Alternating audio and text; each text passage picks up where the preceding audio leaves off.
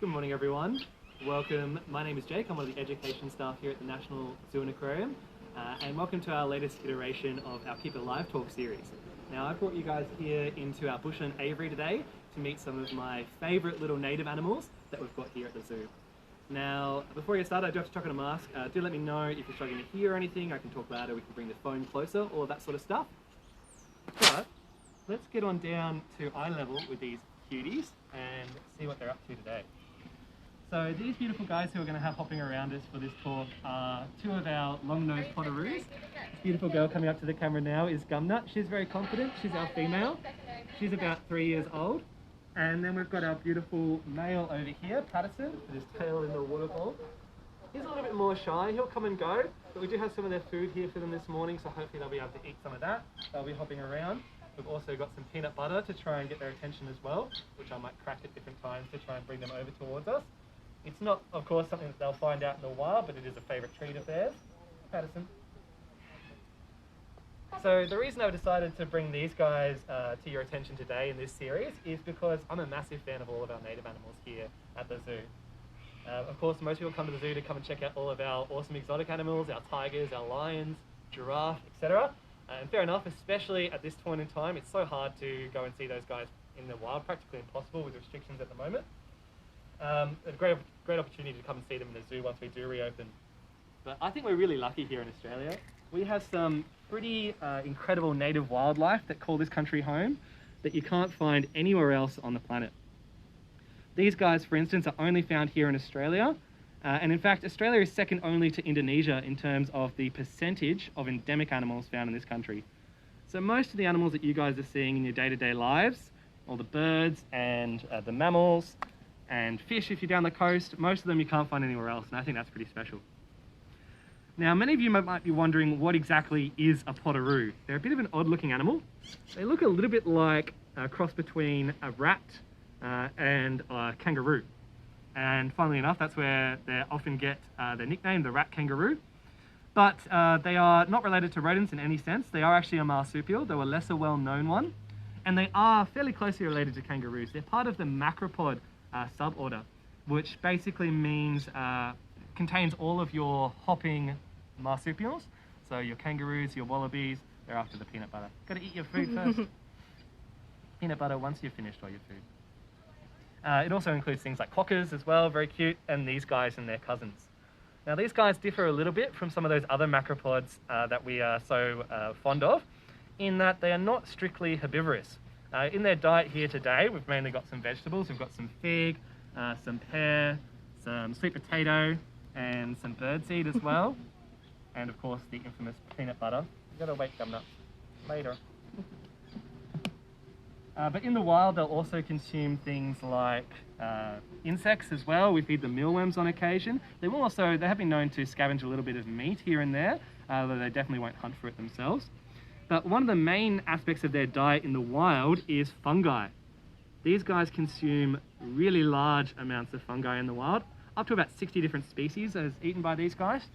And the process of searching for that fungi, digging through the soil, digging up all of these mushrooms and these truffles, got expensive taste, is a really important process in the native ecosystems. These guys are actually often termed an ecosystem engineer because of the role they play out there in the wild. When they're digging for this fungi, what they're helping to do is turn over the soil, and that's really important because it helps to break up compacted soil that might have been squished by humans or heavy vehicles like cars, or even other animals, big animals like kangaroos, or invasive, or I should say non-native animals like livestock or deer and such as well. And when they break up that soil, it makes it so much easier for water to get into the ground and for roots of plants to get in there as well and get at nutrients.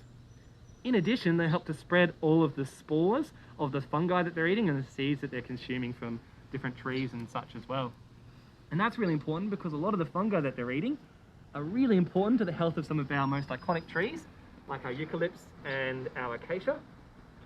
Those fungi help to these trees to absorb water better and absorb nutrients better. So although they might look very small, they play a very important role in our local wildlife. And it's definitely an animal that's important to conserve and important to consider, despite the fact that they're not very well known. Gumnut's very adventurous, she's gone off. We'll see if we can get Patterson back with some more peanut butter. Addison. What you eating, cutie?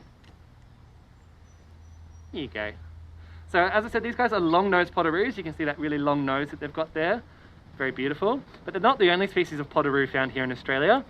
There was 4 different species when Europeans first arrived. There's only 3 left, unfortunately. The broad-faced potoroo has been extinct for about a century now. And these guys are actually the most widespread of the potoroos in terms of their population, still pretty decent. They're found along the east coast of Australia in various pockets all around the place, from Queensland to South Australia. But there are a couple of other species which aren't doing quite so well as our long-nosed potoroos. We've got the long-footed potoroo in eastern Australia, which is classed as endangered, and the Gilbert's potoroo, which was once thought extinct until it was rediscovered in the 90s. And there's only about 100 of those guys left in Western Australia. They're actually classed as Australia's most endangered mammal, which is pretty extraordinary, especially considering the fact that I'm sure many of us would never have even heard of a Gilbert's potoroo, despite the fact it's one of the most endangered mammals on the planet. Unfortunately, it's a fact that we can only conserve what we know about, and there's not enough money floating around to conserve everything that we'd like to, and it's even harder when some of these animals are not very well known, which is a real shame.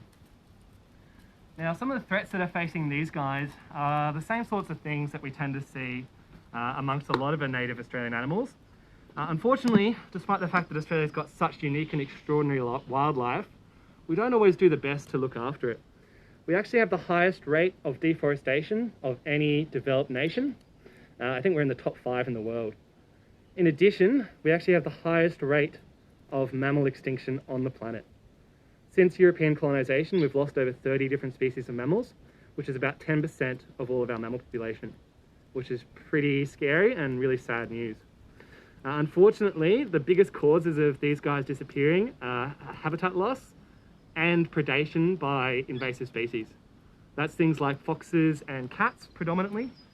Unfortunately, these guys, they're just not used to being hunted by a predator that's quite as skilled and smart as a fox or a cat, and they don't do really well against them, unfortunately, which is a real shame.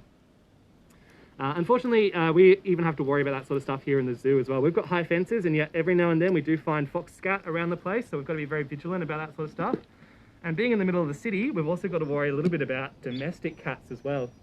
Because unfortunately, it's not always just feral animals that are causing harm to our native animals. It's also sometimes our domestic pets as well.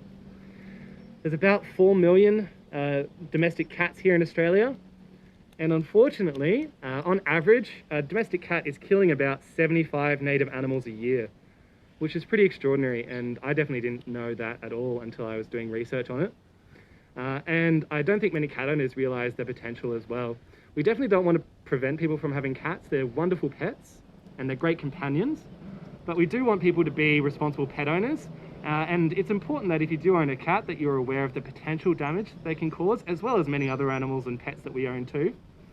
And we definitely recommend that if you do own a cat, potentially keep them indoors at least during nighttime, where they can be very damaging, and consider trying to keep them in the yard during the day as well, because that can help to reduce the pressure on these little guys around the place. Now, I might see, we've already given them a lot of peanut butter, but we'll see whether or not they want to engage in a little bit of some target training. So, here at the zoo, you might have been noticing this little stick I've got here. We do a lot of different processes with our animals in order to make our lives easier when it comes to looking after these guys. We don't like to, for instance, pick up and handle a lot of our animals if it's not necessary. It can be a bit of a negative interaction sometimes. And we want to make sure that these guys have a positive relationship with us, that we're not hurting them, and that there's no potential for them to hurt us either. So even with an animal this small, when it comes to doing something like weighing these guys on a regular basis, which we do once a week, we don't pick them up and put them on a scale. Instead we try to encourage them on with a little bit of food. So this is a target stick. Basically what we do is we hold it in front of them, we use the command target, they touch it with their nose, and they get a reward of some peanut butter. We'll see whether Patterson's going to do it. I might have to go search out Gumnut. She's a bit more interested in this sort of stuff. Patterson, target. Target, good. So once he's completed the task, we use a bridge or a sound that basically says you've done the job. In this instance, we use good. If you've done dog training, you might have done something similar as well with a clucking sound or a clicker. It's very similar. And it's basically just designed for them to know what's going on. Target. Good. And as I said, this predominantly with these guys allows us to get them on the scales on a regular basis to make sure that they're at a healthy weight. Come nut, target. Come nut. More interested in the pair. Target. Good girl. Beautiful. So the reason we monitor their weight is pretty self-explanatory, is to keep an eye on any sort of medical issues that these guys might have. If they've got a sudden drop in weight, it could indicate any sort of disease or illness. A lot of animals are very good at hiding any sorts of these diseases because showing any sign of weakness is an invitation for predators to have a go at you. So weighing them is a really good way to keep a track of them.